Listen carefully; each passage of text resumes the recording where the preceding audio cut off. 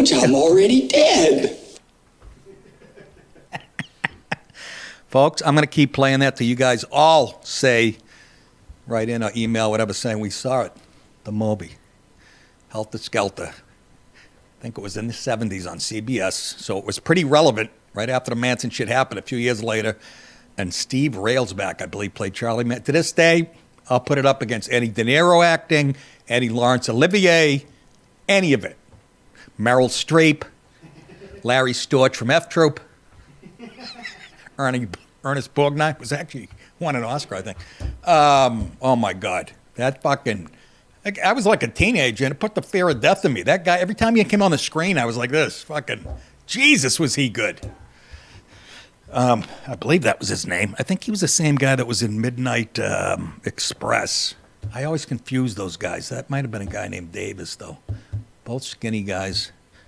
Do you ever see that one, Dallas? Midnight Express. It's about a true story about the kid's real name, his last name was Davis. Got busted. He was over in the Middle East somewhere, Turkey or something. Got busted with like 2 grams of hash in Iran.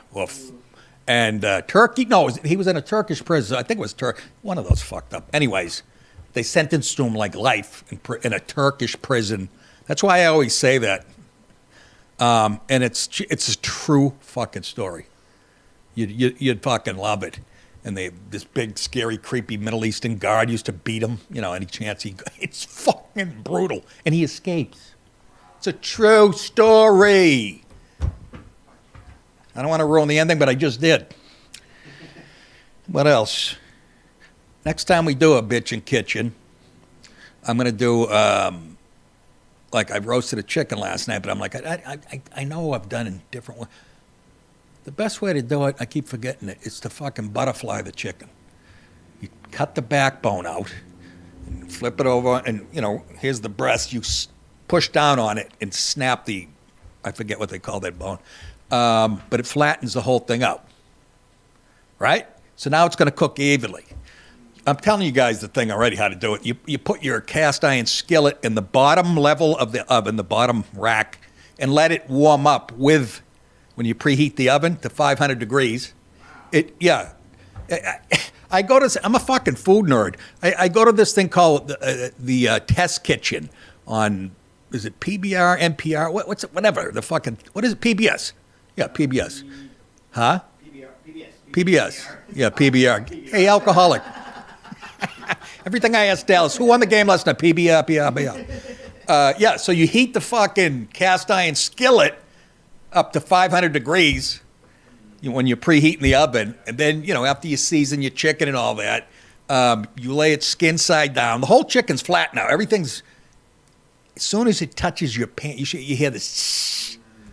And then you pop it in the oven for like 35, 40, depending on the size of the chicken, 35, 40 minutes.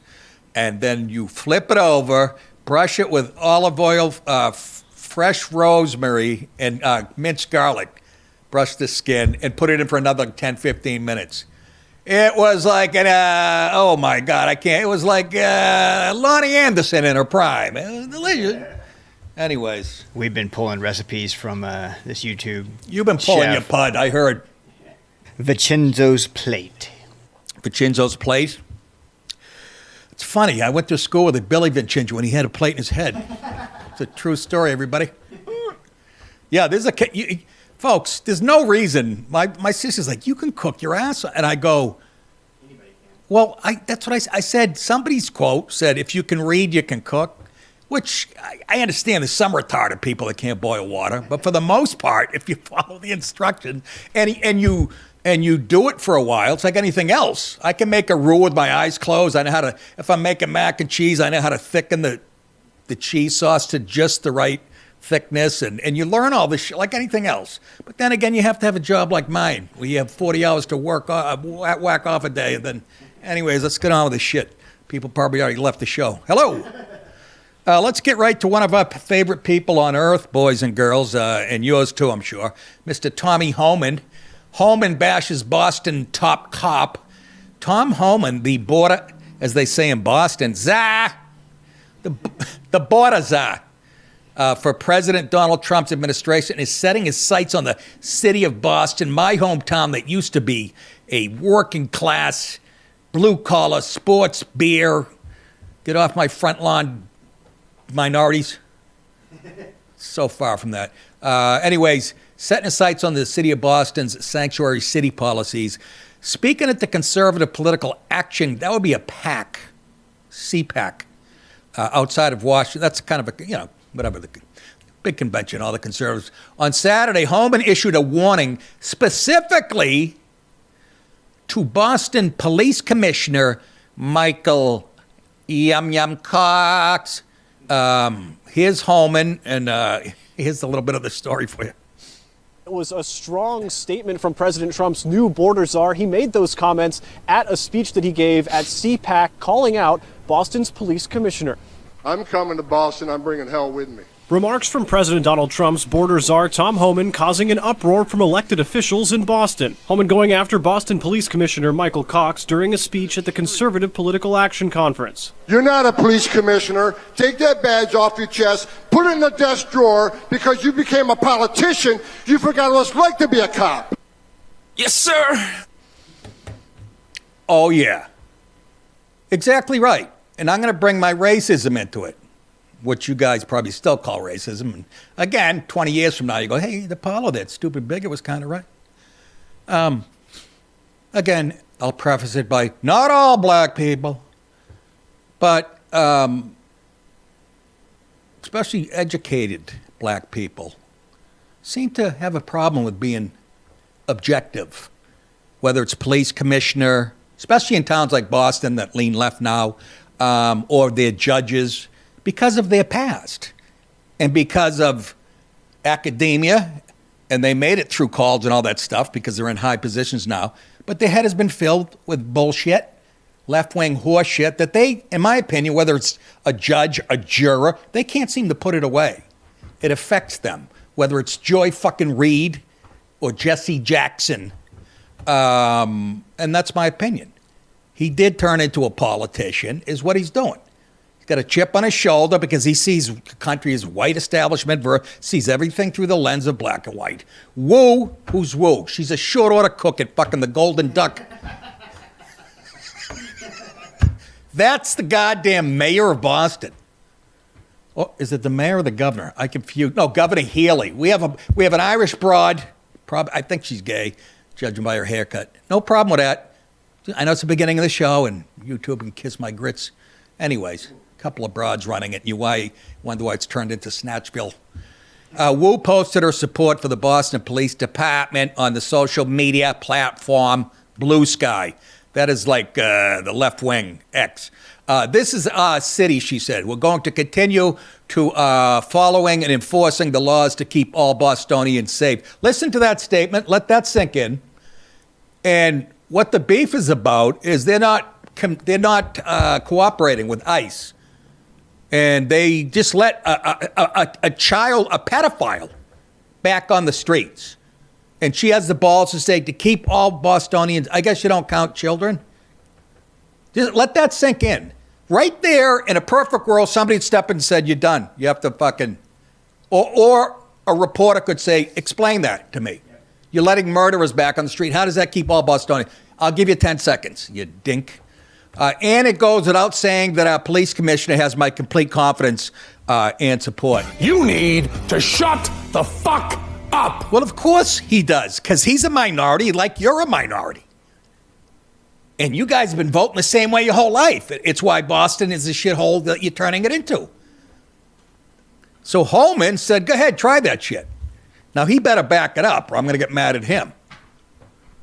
I love the fact he said, you're not a cop, you're a politician. Homan's disposition reminds me of my dad on a good day.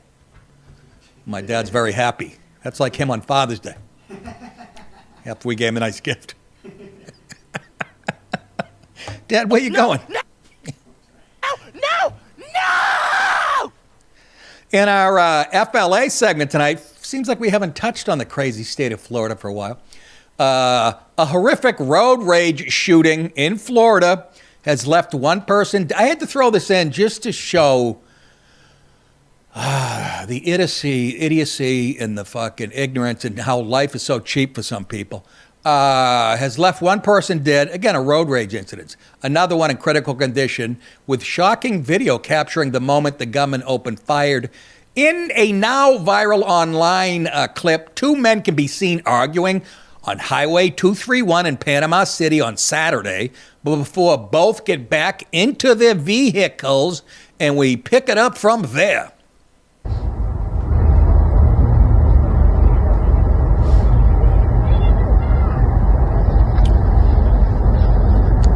So the black truck, the guy in that, and the guy in the car in front of that were arguing. Now they get back in their vehicles. The black truck pulls away. Oh my gosh.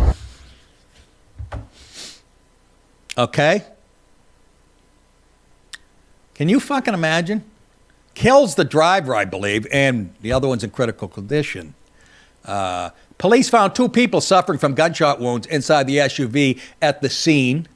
Cops also briefly chased the truck and stopped it, arresting the pair inside. There they are. And I want to remind you, kids, you can't judge a book by its cover. Or can you?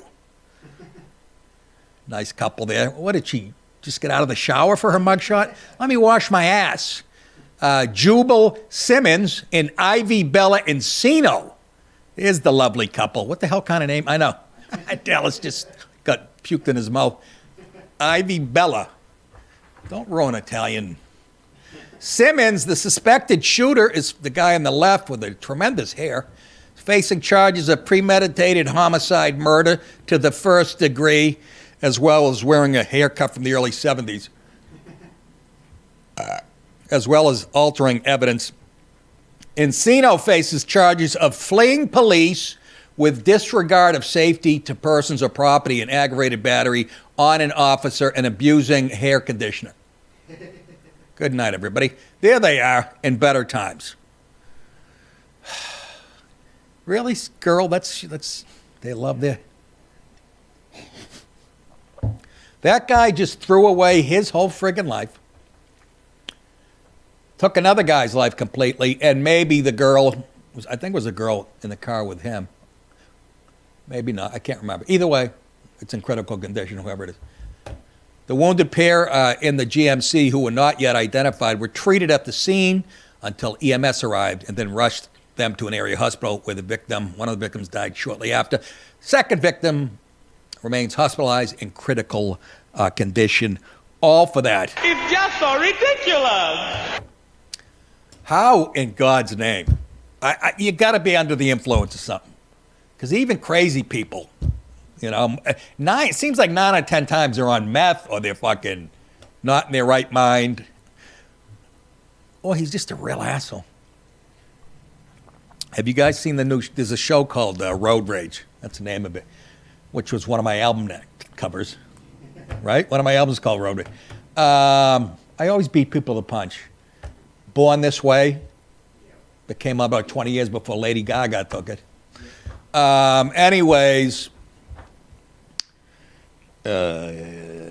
Road Rage. It shows clips from all over the country. There's about 50 of these a minute every day in this country. I've been in 3 of them on the episode. I couldn't believe. True story. I guess, be careful. Be careful out there. My wife always just says that. She goes, that's how you're going to fucking die. And I go, yeah? What's your point?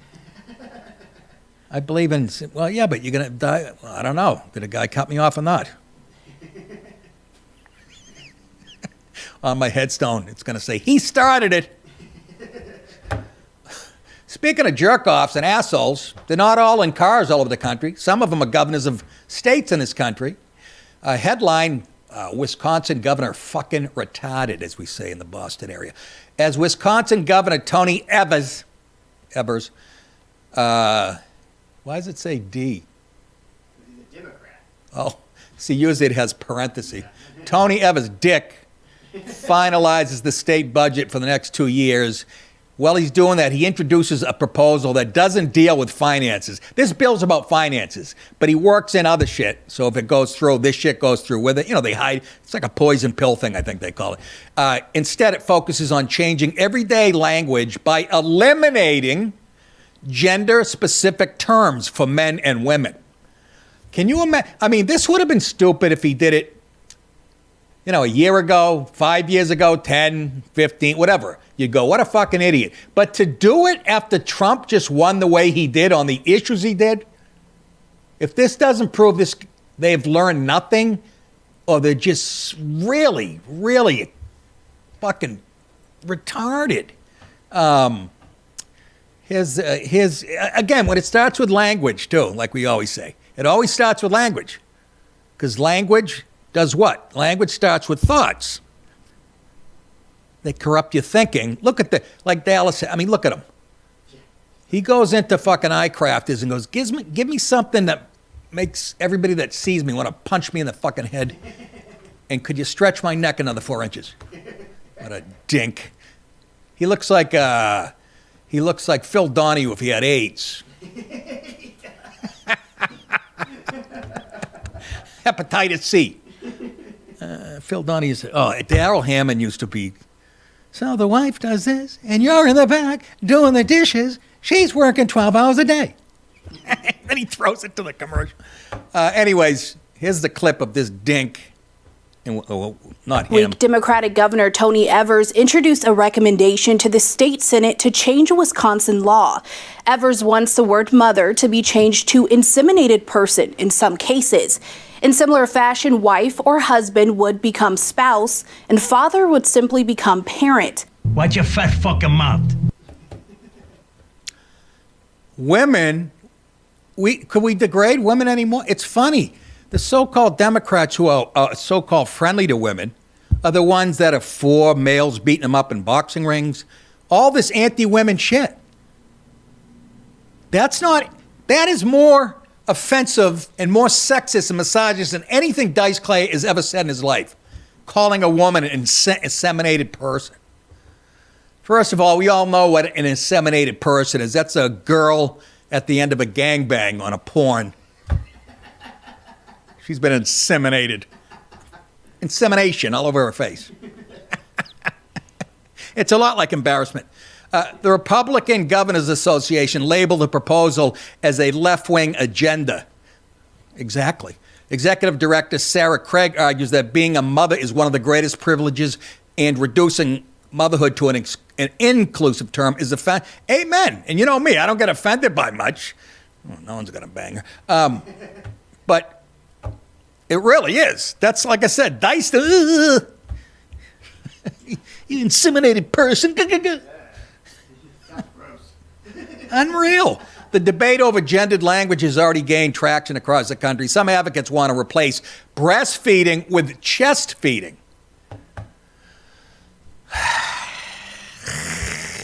While opponents argue for maintaining the traditional terms. I'm going to wait to play this term. What do we get, 20 minutes on you? Does it matter? You know what I'm saying? I want to play this sound drop that's pretty obnoxious. Doesn't matter? Let's wait. We're not, what? Let's wait. Oh, let's wait? That's Okay. read, yeah. All right.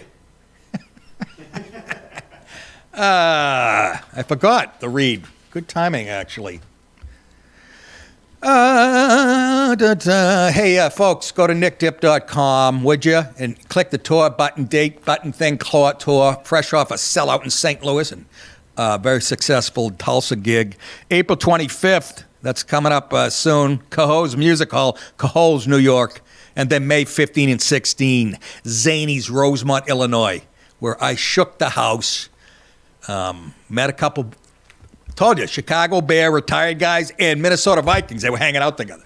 Come to my show. Never heard of any of them. If you want to support the show, go to the merchandise page, which my wife worked on and wrote the whole page. And she's like a coder now. Another 10 minutes, she'll be Chinese. Mugs, hats, bras, breastplates, Nick DiPaolo labia. Dallas is so gross. Anyways, get all that stuff at nickdip.com. You guys, you can watch full episodes of my show. Also, Lotto with Crowder and all exclusive Rumble content. You can watch it ad-free with one subscription. So join Rumble Premium and enter promo code Mug Club, that's one word, to get $10 off the annual subscription. And it's a great lineup. Let's just put it that way. You'll be glad you did it. Hi, good night, everybody.